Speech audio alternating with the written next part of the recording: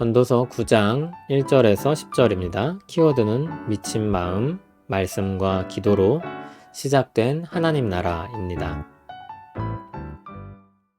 이 모든 것을 내가 마음에 두고 이 모든 것을 살펴본즉 의인들이나 지혜자들이나 그들의 행위나 모두 다 하나님의 손안에 있으니 사랑을 받을는지 미움을 받을는지 사람이 알지 못하는 것은 모두 그들의 미래의 일들임이니라. 모든 사람에게 임하는 그 모든 것이 일반이라. 의인과 악인, 선한 자와 깨끗한 자와 깨끗하지 아니한 자, 제사를 드리는 자와 제사를 드리지 아니하는 자에게 일어나는 일들이 모두 일반이니 선인과 죄인, 맹세하는 자와 맹세하기를 무서워하는 자가 일반이로다. 모든 사람의 결국은 일반이라. 이것은 해 아래에서 행해지는 모든 일 중에 악한 것이니 곧 인생의 마음에는 악이 가득하여 그들의 평생에 미친 마음을 품고 있다가 후에는 죽은 자들에게로 돌아가는 것이라. 모든 산자들 중에 들어있는 자에게는 누구나 소망이 있음은 산 개가 죽은 사자보다 낫기 때문이니라. 산자들은 죽을 줄을 알되 죽은 자들은 아무것도 모르며 그들이 다시는 상을 받지 못하는 것은 그들의 이름이 잊어버린 바 됨이니라.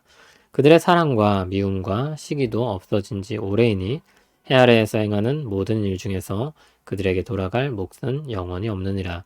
너는 가서 기쁨으로 내 음식물을 먹고 즐거운 마음으로 내 포도주를 마실지어다. 이는 하나님이 내가 하는 일들을 벌써 기쁘게 받으셨음이니라. 내 의복을 항상 희게 하며 내 머리에 향 기름을 그치지 아니하도록 할지니라. 내 헛된 평생의 모든 날 곧 하나님이 해 아래에서 내게 주신 모든 헛된 날에 내가 사랑하는 아내와 함께 즐겁게 살지어다. 그것이 내가 평생의 해 아래에서 수고하고 얻은 내 몫이니라. 내 손이 이를 얻는 대로 힘을 다하여 할지어다. 내가 장차 들어갈 스올에는 일도 없고 계획도 없고 지식도 없고 지혜도 없음이니라. 아멘. 전도자의 말이 이어집니다. 인생의 난제들을 쉽게 풀 수 있으면 좋겠지만 그것은 전도자에게도 그리고 우리에게도 쉬운 일이 아닙니다.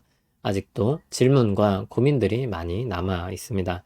전도자는 의인들, 지혜자들, 그들의 일이 다 하나님 손 안에 있다고 고백합니다.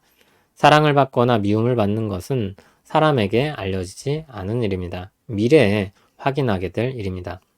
전도자는 그렇게 자기 현실 속에 그 끝을 알고 싶은 마음을 내려놓습니다. 그래도 이 세상에서 선인이나 악인이나 별반 다를 것이 없이 살아가는 것을 볼 때 마음이 불편해집니다. 전도자에게 인생이란 무엇인가? 그렇게 묻는다면 이렇게 답할 것입니다. 3절 뒷부분입니다. 인생의 마음에는 악이 가득하여 그들의 평생에 미친 마음을 품고 있다가 후에는 죽은 자들에게로 돌아가는 것이라. 해 아래에서 모든 사람에게 주어진 삶이 일반임을 확인했습니다. 의인에게나 악인에게나 똑같이 비가 내립니다. 공부를 잘하고 성적이 잘 나오는 것, 성공하고 많은 부를 갖는 것, 그런 것들은 일반적으로 뛰어난 사람 또는 수고한 사람에게 주어집니다. 하나님의 통치가 어떻게 실현되는지 의문을 갖고 살폈습니다. 하나님의 선과 정의가 어떻게 실현되는지 본 것입니다. 그런데 막상 사람을 보니 사람의 마음이 일반입니다. 누구나 자기가 원하는 바를 쫓아 미친 듯이 살다가 죽고 마는 인생인 것입니다. 4절에서 6절은 그렇게 살아가는 인생이 단 한 번뿐인 인생이라고 합니다. 그래서 산 개가 죽은 사자보다 낫다고 빗대어 말합니다. 사자는 힘과 권세를 가진 동물입니다. 그러나 죽고 나면 끝입니다. 차라리 살아서 누릴 기회가 있는 개가 낫다는 것입니다. 다시 살아볼 수 없는 인생입니다.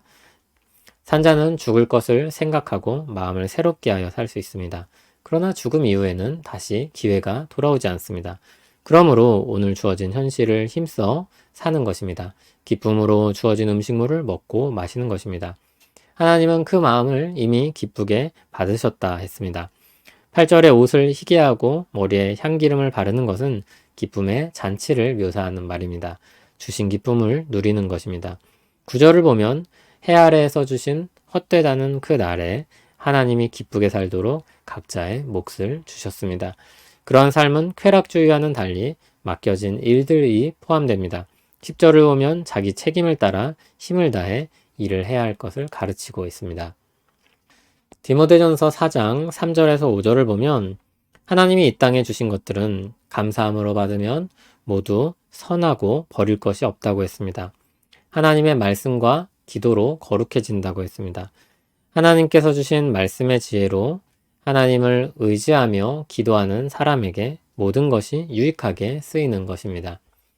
살아있다는 것은 큰 복입니다. 비록 우리에게 주어진 몫이 저마다 다르고 시기와 불만을 일으키기도 하지만 살아있는 사람이 누릴 수 있는 것입니다. 사자와 같은 힘과 권세도 죽으면 다시 돌아오지 않습니다. 하나님이 허락하신 생명은 고귀한 것입니다. 인생의 일반이 그렇다면 하물며 마음을 새롭게 하신 신자의 삶은 어떻겠습니까? 말씀과 기도로 모든 것이 새로워집니다.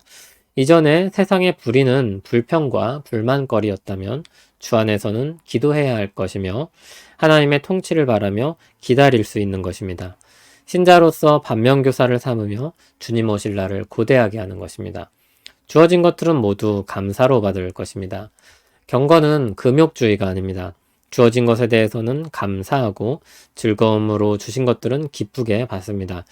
주 안에서 새롭게 된 신자의 삶은 해 아래서의 삶을 떠나지 않습니다. 이 땅에 머무르되 주 안에서 새롭게 된 삶을 살기 시작합니다. 하나님 나라가 뒷일로 미뤄져 있는 것이 아니라 오늘 우리 안에 이미 시작된 것입니다. 신자는 하나님의 통치 아래 살아갑니다. 이미 그들에겐 하나님 나라가 시작되었습니다.